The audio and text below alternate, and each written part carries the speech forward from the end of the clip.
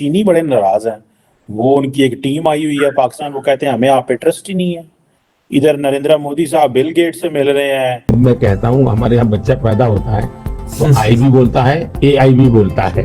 German ने वो केजरीवाल के ऊपर जो बात की, स्टेटमेंट दिया तो शट अप कॉल मिली। यूएसए ने बात की तो शट अप कॉल मिली। अक़वाम मुत्तहिदा ने बात की तो शट अप कॉल मिली। शट अप कॉल किस चीज को लेके मिली कि देखिए ये हमारे इंटरनल मामलात हैं, ये हमारे मुल्क के मामलात हैं। तुम कौन होते हो बोलने वाले?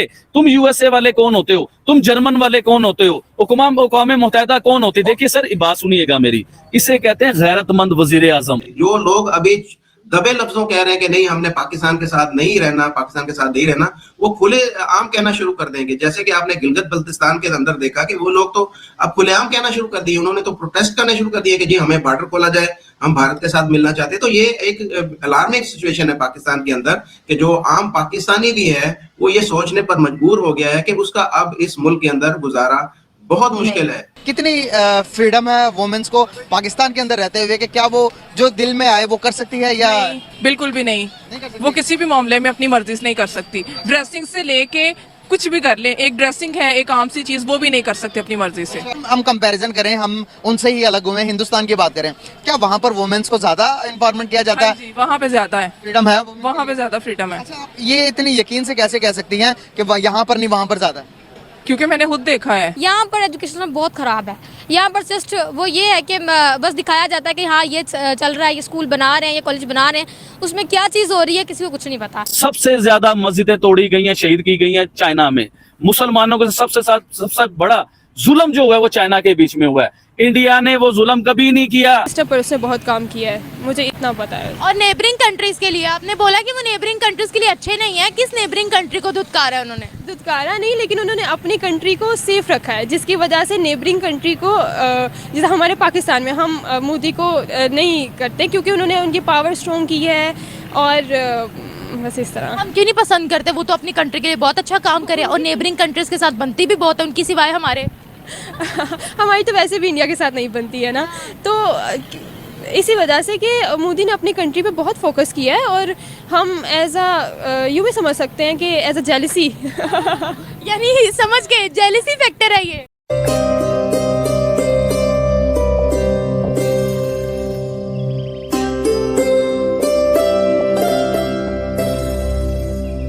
चीनी बड़े नाराज हैं। वो उनकी एक टीम आई हुई है पाकिस्तान, वो कहते हैं हमें आप पे ट्रस्ट ही नहीं है। इधर नरेंद्र मोदी साहब बिल गेट से मिल रहे हैं, नेक्स्ट लेवल की। वो आज मैं एक बड़े बिजनेसमैन है उनसे मिल रहा था, उसने कहा यार क्या होता हमारे इंडिया से अच्छे ताल्लुकात होते, कारोबार होते, चीजें नॉर्मलाइज होती, ये इधर हमारे बॉर्डर के साथ ही और क्या नाम है उनका, मुकेश अंबानी साहब ने अपने बेटे की शादी की तो जो बिल गेट का जहाज थले उतरिया सी तो पाकिस्तान की सरहद जी थले हो गया सी। तो मतलब वो उधर चला गया, हमारे पास नहीं आया। अब हमारे पास बिजनेसमैन कोई नहीं आता, दहशतगर्दी बहुत ज्यादा हाई हो गई है। चीनी नाराज है तार साहब और उन्होंने अपनी टीम भेज दी है। वो कहते हैं हमें आपकी टीम पे ट्रस्ट ही नहीं है। इसका तार साहब यही मतलब होता है ना, जब कोई मुल्क अपनी टीम भेजता है तो इसका मतलब क्या होता है कि हमें आप पे ट्रस्ट नहीं है, आप हमारे लोगों की केयर नहीं करते। इसकी क्या कॉन्सिक्वेंसेज हो सकते हैं? एक ही दोस्त रह गया, एक बस, और बाकियों से तो तार साहब लड़ाई है हमारी। चीमा साहब, मैं एक दिन जब बड़ा अर्सा पहले, जब सीपैक शुरू करने से पहले, मैंने एक दफा बैठ के दोस्तों के साथ जब डिस्कस कर रहा था, मैंने कहा ये चाइना की स्टोरियां मशहूर है डेट ट्रैप की, ये डेट करके कर लेता है, तो ये पाकिस्तान के लिए अच्छा है। मैं अमेरिकन के साथ डिस्कस कर रहा था, बल्कि एक अमेरिकन डिप्लोमेट ने कहा कि हम आपको हमेशा ग्रांट देते हैं, ये लोन देते हैं और इतने सख्त टर्म्स पे लोन दे रहे हैं कि जो आप डिस्क्लोज भी नहीं कर पाते। तो साथ एक दोस्त ने अजरा मजाक कहा था, उसने कहा इन्हें पंजाबियों का नहीं पता, ये हथ ला के वेखणगे। मेरे लिए बड़ा, मैं कहा यार इस बंदा is not Pakistani, how he knows. बाद में जब मुझे वीजों की स्टोरी पता चली तो फिर मुझे पता चला, मैं कल को वाकई असा कहना यार साडे को पैसे को नहीं, अपना सीपैक चुक के लै वो लै जान, चुक के लै जान।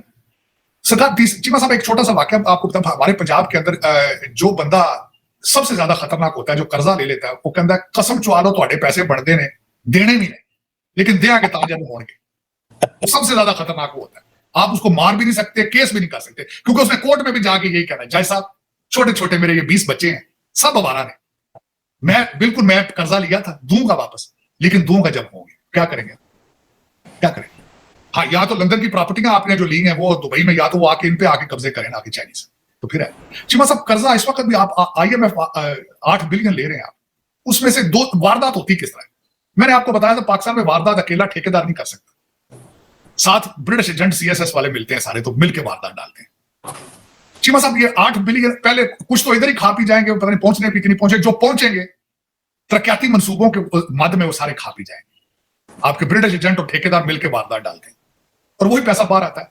तो चीमा साहब गुर्दे आपके दिए जाएंगे। गुर्दे आपके किस तरह है? पेट्रोल महंगा होगा, बिजली महंगी होगी, गैस महंगी होगी, गुर्दे आपके देंगे। 8 बिलियन डॉलर सिर्फ करप्ट ठेकेदार और आपके ब्रिटिश एजेंट, ये सारे फैसले सारे लंदन टोरंटो पहुंचेंगे पैसे। चले, लेकिन चीमा साहब देखें, मैंडेट कौम चीख रही है इस वक्त भी। 250 मिलियन लोगों ने मैंडेट दिया था इमरान खान को भी, जिनका बच्चा जो था असेंबली में खड़ा होकर नारे मार लगाता था मुराद सईद, हम उधर से पैसे स्विट्जरलैंड से लाएगी, इसके मुंह पे मारेगी, इसके भी करेगी तो उधर से भी लाएगी। मैंडेट तो कौम ने दिया था, भाई इनका करो हिसाब किताब, ये लेकर आओ जो पैसे स्विट्जरलैंड में पड़े। लेकिन है मजाक, वो लाने क्या है? मुसलसल बिलियंस जा रहे हैं वापस। जब स्टेट स्मगलिंग प्रमोट करती हो, ट्रेड प्रमोट ना करती हो, पता है, सबको पता है आपकी दहशतगर्दी का आधा, आपका उसकी आधी वजह यह है स्मगलिंग है आपकी, क्योंकि आपके हिफाजत करने वाले दोनों सूबों में, सूबा सरहद में और बलोचिस्तान में हिफाजत करने वाली स्मगलिंग कर रहे हैं। फिर वो दहशतगर्दी को किस तरह रोकेंगे भी? जब स्टेट प्रमोट ही स्मगलिंग कर रही है, चाहती ही नहीं कि स्मगलिंग रोकी जाए, तो दहशतगर्दी भी उसके साथ आती है। चलो फिर चलो। लेकिन चिमा साहब, दर हकीकत आपको दुआ करें पाकिस्तान में कोई पाकिस्तानी हो जो पाकिस्तान को बचाने की कोशिश करे। अभी तक तो मुझे आपके 250 मिलियन लोगों में कोई पाकिस्तानी नजर ही नहीं आ रहा। जो पैदा होता है वो कहता है लंदन जाना है, टोरंटो जाना है, तो जाना है, कोई डंकियाना पे मर दें तो कोई वैसे जा रहे हैं। चिमा साहब, दुआ यही करनी चाहिए कि पाकिस्तान में पाकिस्तानी हो जो जान की बाजी लगा के पाकिस्तान को बचाने की कोशिश करे। 23 मार्च को पाकिस्तानी जो है पाकिस्तान डे मनाते हैं। 1940 23 मार्च को लाहौर में डिक्लेयर हुआ था कि साहब साउथ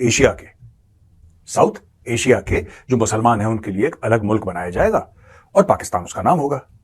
तो बड़ी खुशी के साथ पाकिस्तानी वो दिन मनाते हैं हर साल। जहां जहां इनके एम्बेसी हैं, जहां जहां इनके हाई कमीशन है दुनिया भर में जो है, ये हर जगह पाकिस्तानी सेलिब्रेट करते हैं कि इस दिन हमने फैसला करा था कि हम पाकिस्तान बनाएंगे और पाकिस्तान फलाना और पाकिस्तान डेम का। ये लोग अपना गाना उस दिन गाते हैं, पूरा हारमोनियम तबला लेके खूब पाकिस्तानी खुश हो जाते हैं, खासतौर से जो इनके डिप्लोमेट्स हैं। लेकिन इस बार बॉस पोपट हो गया, थोड़ी गड़बड़ हो गई इस बार। दोस्तों, उदाहरण के लिए जैसे भारत के अंदर यानी कि नई दिल्ली में जो पाकिस्तानी हाई कमीशन है ना, अगर वो अपना पाकिस्तान डे मना रहा है, कोई भी ऐसा दिन मना रहा है, तो फिर नॉर्मली क्या होता है कि जो होस्ट कंट्री है, यहां पे भारत की बात कर लेते हैं, तो एक्सटर्नल अफेयर्स मिनिस्टर अगर आ गए तो ठीक है, वरना उनके जो जूनियर मिनिस्टर्स हैं वो आ गए तो ठीक है, वरना सेक्रेटरी आ गए, कोई एक बंदा जो है वो मिनिस्ट्री ऑफ एक्सटर्नल अफेयर्स से आके जरूर रिप्रेजेंट करता है भारत को और कहता है कि हाँ ठीक है, बड़ी खुशी।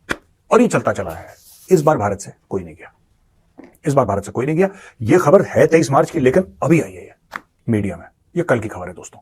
तो इससे क्या हुआ कि पाकिस्तान में बड़ा डिस्कशन हो गया कि साहब भारत ने तो ऐसा कर दिया, भारत ने तो ये भी कर्टसी नहीं दिखाई। तो पाकिस्तानी बड़ा इसको क्रिटिसाइज कर रहे हैं कि डॉक्टर जयशंकर अगर नहीं आए तो किसी और को तो भेजना चाहिए था एक बार, पाकिस्तानी हाई कमीशन। ठीक है दोस्तों, मैं आपको 2-3 बातें बता दूं कि भारत और पाकिस्तान के जो रिश्ते हैं, मैं आगे बताऊंगा फिर उन्होंने क्या बोला, कैसे बोला और क्या क्या उसमें बातें हुई। भारत और पाकिस्तान के रिश्ते इतने खराब हैं, इतने ज्यादा खराब हैं भी और हो चुके हैं इतने ज्यादा खराब कि मुझे लगता नहीं है कि ये कभी ठीक होंगे।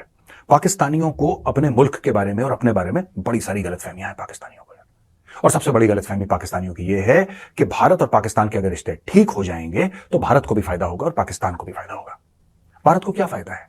पाकिस्तान रहे अच्छा ना रहे अच्छा, भारत से कोई लेना देना नहीं उस चीज का। ठीक है, आपका मुल्क है, आप संभालिए। दोस्तों, भारत में केजरीवाल की गिरफ्तारी को लेकर जब कई देशों ने भारत को सिखाने की बात की तो हमारे देश ने उनका अच्छी तरह से इलाज कर दिया, जिसके बाद उन देशों ने कहा कि हमारे भारत के साथ अच्छे रिश्ते हैं और हम उनको हमेशा ऐसे ही बरकरार रखना चाहते हैं। दोस्तों, चाहे वह जर्मनी का बयान हो या फिर बाल्टीमोर हादसे को लेकर अमेरिका का बयान हो, इस पर भारत ने अच्छी तरह से दोनों देशों का इलाज किया। यहाँ तक कि अमेरिका के राष्ट्रपति को खुद आकर बयान देना पड़ा कि भारतीयों ने हमारे लोगों की जान बचाई है। इसी बीच पाकिस्तान भी भारत के साथ ट्रेड करने की बात कर रहा है, मगर भारत ने अभी तक कोई ऐसी इच्छा जाहिर नहीं की है जिससे लगे कि भारत पाकिस्तान के साथ ट्रेड करना चाहता है। तो दोस्तों, कैसी लगे आपको यह वीडियो जरूर बताइएगा, और चैनल पे नए हैं तो चैनल को सब्सक्राइब करिए और बेल आइकन को दबाइए, जिससे आगे आने वाली हर एक वीडियो की नोटिफिकेशन आपको मिल सके। तो मैं मिलता हूँ आपको एक और नए वीडियो के साथ, तब तक के लिए जय हिंद दोस्तों।